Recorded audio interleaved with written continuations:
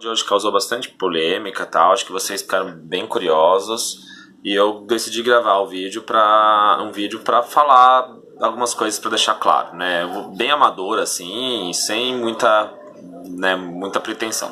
Primeira coisa, gente, vocês precisam entrar no site, né? Por quê? Porque eu mando muita informação para vocês. Vocês sabem disso.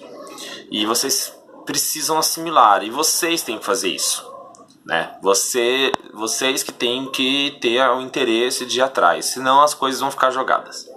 Então vamos lá, primeira coisa foi o grande debate, né? Que o socialismo ele era uma religião.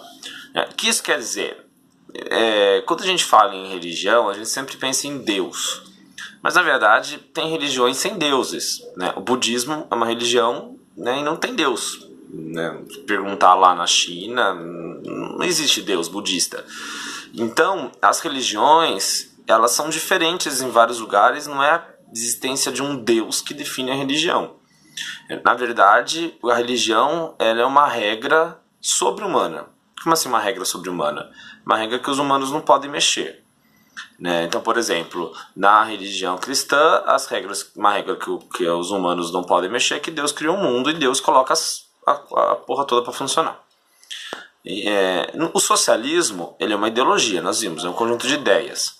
Só que as pessoas, quando foram criar as ideias socialistas, elas queriam negar o cristianismo, elas queriam criticar. O Marx, por exemplo, ele era de família judia, ele era judeu, então ele queria negar o judaísmo. E o Marx fez um baita trabalho estudando o capitalismo. Ele escreveu um livro, inclusive, chamado O Capital, onde ele fala o que é o capitalismo.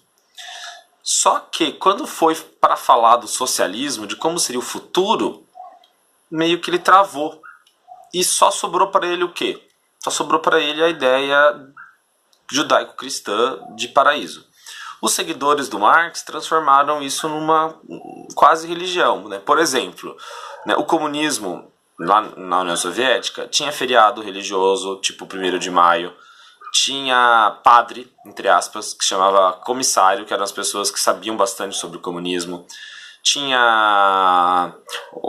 Um comunista não podia ter outras religiões, ele não podia ser cristão, ele não podia ser budista. Ele tinha que espalhar as ideias de Marx e Lenin.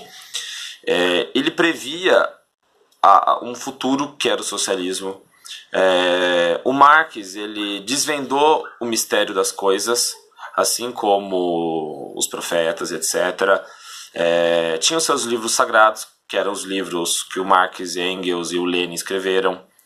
Então, ele tem todo um aspecto de uma religião, mas não é uma religião convencional, cristã. A gente diz que o socialismo coloca o homem acima de tudo.